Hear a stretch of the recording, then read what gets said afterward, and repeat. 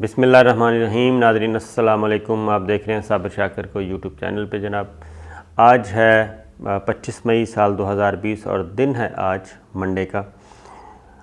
عید کی چھٹیاں چل رہی ہیں، عید کی چھٹیاں آپ انجوائے کر رہے ہوں گے اپنی فیملی کے ساتھ، بیوی بچوں کے ساتھ انجوائے کریں، بہن بھائیوں کے ساتھ، اور اللہ تعالیٰ مزید ہم سب کو خوشیاں دے۔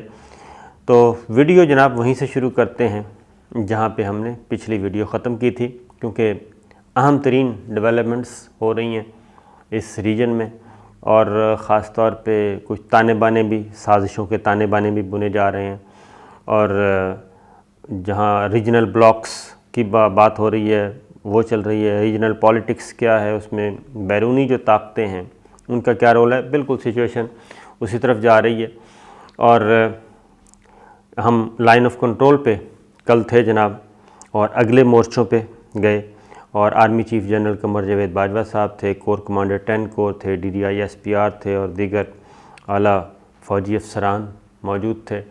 تو وہاں پہ پورا دن گزارا، اور army chief general Qamar Javed Bajwa صاحب سے اور دیگر آفیسر کے ساتھ کھل کر بات ہوئی، سچویشن کو سمجھنے کا موقع ملا، سیکورٹی سچویشن کو خاص طور پہ میں آپ کو بتا دوں۔ کشمیر، پاکستان، سی پیک، یہ ساری چیزیں، چائنا، انڈیا، افغانستان، پاکستان، یہ سب کچھ جو چل رہا ہے، ایران، یہ ایک انڈرسٹینڈنگ کہنا چاہیے کہ تھوڑا سا ویژن تھوڑا سا بہتر ہوا ہے، کیونکہ ظاہر ہے جب آپ بیٹھتے ہیں کسی کے ساتھ، کچھ سمجھنے کی کوشش کرتے ہیں چیزوں کو، تو بہت ساری چیزیں آپ کے سامنے آتی ہیں۔ تو سچویشن ادھر ہی جا رہی ہے، اور جو ہم آپ کو وقتاً فوقتاً بتاتے رہتے ہیں کہ مختلف اینالسٹ کیا کہہ رہے ہیں، عالمی ذرائع ابلاغ کیا کہہ رہے ہیں۔ تو صورتحال یہ ہے جناب کشمیر کے بارے میں، کشمیر اور سی پیک اور افغانستان، یہ تین اس خطے کے اہم ترین موضوعات ہیں، اور اسی وجہ سے کیونکہ اس وقت Pakistan, China, Russia, India, Iran, یہ اس افغان طالبان، یہ ایک کیا کہنا چاہیے، اتحاد آپ کہہ لیں، ایک لائک مائنڈڈ کہہ لیں آپ، کم از کم زبان الفاظ میں، تو یہ آپس میں ایک لائک مائنڈڈ گروپ ہے۔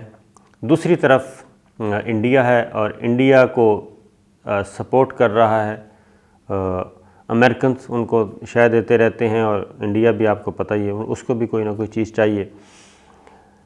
تو کشمیر کے معاملے میں جناب صورتحال یہ ہے، مقبوضہ کشمیر کی صورتحال بالکل کھل کے بات ہوئی ہے۔ اس میں یہ ہے کہ جو انڈیا نے سوچا تھا، جو مودی نے سوچا تھا، جو BJP نے اور سوچا تھا کہ جناب بس مقبوضہ کشمیر کا بوریا بستر صاف، تو وہ تو ان کا پورا ماڈل ناکام ہو چکا ہے۔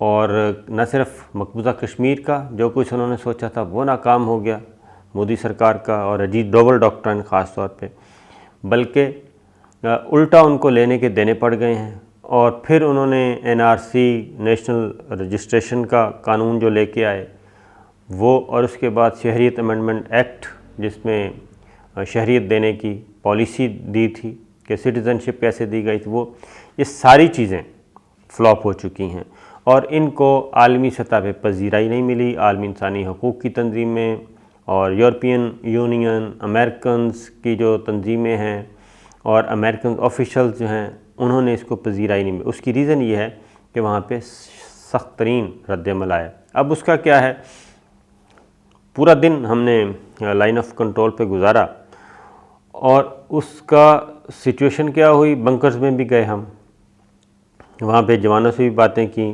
مقامی آبادی سے بھی ملے۔ تو وہاں پہ اب وہ سارے کا سارا ملبہ جو ہے انڈیا اپنی ناکامی کا، مودی، اجیت ڈوبل اور وہاں کی اسٹیبلشمنٹ، یہ سارے کا سارا ملبہ آپ وہ ڈالنا چاہتے ہیں کہ کسی اور پہ ڈال دیا جائے، اس لیے وہ یہ کرتے رہتے ہیں شرارتیں کہ لڑائی چھڑی جائے۔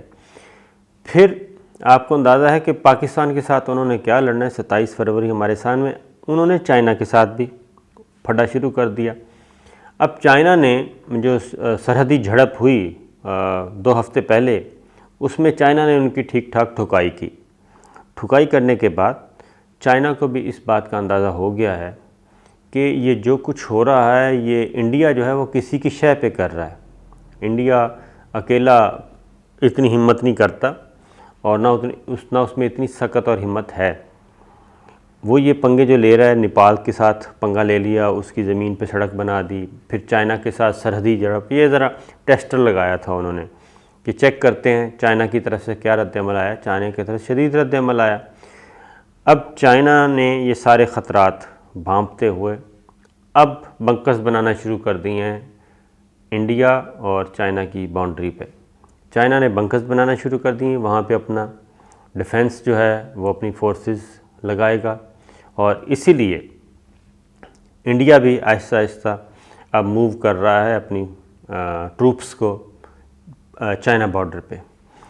اور اس کی ریزن میں بتا دوں کہ یہ کشمیر، مقبوضہ کشمیر کا جو اس نے حصے بکھرے کیے ہیں، اس میں چائنا کا بھی علاقہ تھا جی لداخ، اس کو اس نے ہڑپ کرنے کی کوشش کی. اس نے اپنا انڈین یونین کی ٹیریٹری بنانے کی کوشش کی ہے اور اس کو چائنا ریجیکٹ کر رہا ہے. اور اس لیے آنے والے دنوں میں یہ جو ایک کولڈ وار کا جو تصور ہے وہ واپس آ رہا ہے. خاص طور پہ اس ریجن میں اس کے اثرات بہت زیادہ ہوں گے. اور کیونکہ میں آپ کو کولڈ وار کا پچھلا جو زمانے پہ لے جاتا ہوں، رشین اور افغان وار، وہ کولڈ وار کی میرا آخری لڑائی تھی، اور اس کے بعد پھر امریکہ سپر پاور دنیا کا واحد بن گیا تھا. تو واپس اس طرف خطرات جو تجزیہ کار ہیں عالمی طور پہ جانے پہچانے ہیں، پھر آپ Washington Post, New York Times, ان کے آپ اداریے پڑھنا شروع کر دیں تو وہاں سے آپ کو اندازہ ہوتا ہے کہ یہ ٹسل جو ہے وہ بڑھتی جا رہی ہے، اور اس ریجن میں یہ ساری لڑائی جو ہے وہ اسی طرح لڑنے کی کوشش کی جائے گی. تو چائنا بھی، اس کو بھی اس کا اندازہ ہو گیا ہے کہ جناب انڈیا کچھ گڑبڑ کر رہا ہے اور انڈیا کے پیچھے کوئی اور ہے، لہٰذا اس طرف ہو گیا. ادھر اب انڈیا کیا چاہتا ہے؟ انڈیا یہ جو کچھ چھیڑخانیاں کرنا چاہ رہا ہے وہ یہی پنگے لینے کی کوشش کرتا ہے کہ ادھر جھڑپیں ہوتی رہیں. اور پھر اس کا ایک اور جو خیال تھا، کیونکہ سی پیک کا آپ کو پتہ ہے کہ گلگت بلتستان کے راستے سے آ رہا ہے پاکستان، یہ لنک کرتا ہے. اب اس نے اس ٹکڑے کو کوشش کی کہ توڑا جائے، متنازع بنایا جائے گلگت بلتستان کو. دیامیر بھاشا ڈیم، اس پہ بھی اس نے اعتراضات اٹھائے، پروپیگنڈا تھا، اعتراضات کیا تھے. کوشش کی ورلڈ بینک کو بھی رام کرنے کی کوشش کی، لیکن وہ فلاپ. اس کے بعد اب اگلا جو ہے یہ انڈیا کی زبان نہیں ہے، کیونکہ انڈیا مقبوضہ کشمیر کی جو لائن آف کنٹرول ہے اس سے 1 انچ ابھی تک آگے نہیں بڑھ سکا. تو کہاں گلگت بلتستان؟ اب ان کا ماڈل کیا ہے، میں وہ ماڈل آپ کو بتا دیتا ہوں جو خبریت والی چیز ہے. اب ان کا ہے جی گلگت بلتستان میں کوئی انسرجنسی شروع کی جائیں، وہاں پہ قوم پرستی کو ہوا دی جائے، وہاں پہ کوئی اپنے ماؤتھ پیس، اپنے ٹولز تلاش کیے جائیں گلگت بلتستان خاص طور پہ، اور وہاں پہ ہوا دی جائے جناب، اور علیحدگی پسندی کی، قوم پرستی کی، کو خدا نخواستہ فرقہ واریت کی، اس طرح کی کوئی چیز. تو وہاں پہ ہمارے بھی جو ادارے ہیں متحرک ہیں اور ان کو بھی اس بات کا علم ہے. اصل ہوتا یہ ہے کہ بے خبری میں بندہ نہ مارا جائے، جیسے کہ ہم ایسٹ پاکستان میں ہمارے ساتھ ہوا تھا. یہاں کے بارے میں ہمارے پاس معلومات موجود ہیں کہ یہ پلان ہے. ہمارے پاس کوئی ایک آدھ ڈاکومنٹ بھی ہمارے ہاتھ لگا ہے کہ فردر گلگت بلتستان کو خاص طور پہ آزاد کشمیر اس کے بعد ہے تو اس کو تھوڑا سا کیا جائے. وہ اس میں ابھی تک الحمدللہ ناکامی ہوئی ہے. کچھ ان ارتھ ہوئی ہیں چیزیں اور کچھ انفولڈ ہوئی ہیں، اس کے بعد کچھ ٹریس ہوا ہے، پھر کاؤنٹر اس کو کیا گیا ہے، ہم نے الحمدللہ کر دیا ہے. اس کے نتیجے میں اب فرسٹریشن تو ہے. اب گلگت بلتستان کیوں امپورٹنٹ ہے، گلگت بلتستان کو کیوں وہاں پہ سب سے زیادہ فوکس کرنے کی کوشش کی جا رہی ہے، وہ اس لیے کی جا رہی ہے سی پیک کا روٹ پاک چائنا بارڈر پہ ہے. گلگت خنجراب آپ نے سنا ہوگا، خنجراب ہے، ہنزا ہے، گلگت سکردو، یہ ساری کوئی باؤنڈری ہے. بائی روڈ جانے کا مجھے اتفاق بھی ہوا ہے چائنا. اور اس طرف سنکیانگ کا صوبہ ہے جو مسلم میجورٹی کا صوبہ ہے چائنا کا، وہاں سے سی پیک اقتصادی راہداری جو ہے آنی ہے اور آگے جائے گی، کیا کہنا چاہیے، گوادر تک.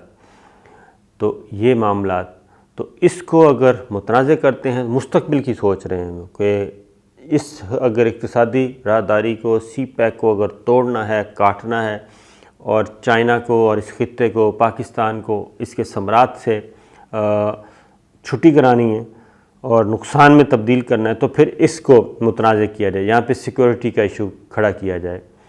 تو یہ جو چیز ہے، تو اگر ہم ادروائز چیزیں اکٹھی کرنا شروع کر دیں مختلف ایریاز میں، چھپنے والے آرٹیکلز، خبریں، اسٹیٹمنٹس، تو اس سے بھی اندازہ ہوتا ہے. تو یہ ایک پلان ہے اور اس میں کیا کہنا جی، چائنا کو پریشر میں لانے کے لیے کیا کیا ہے، انڈیا کو کہا جا رہا ہے کہ جی آپ ادھر پنگے بازی شروع کر دیں. اب چائنا کی ایک پالیسی ہے، چائنا اب تک اس نے جو ترقی کی ہے وہ ہے کہ اوائڈ کیا ہے، اس نے لڑائی کو، ہر طرح کی لڑائی کو اوائڈ کیا ہے اور سموتھ اس نے آگے بڑھا ہے.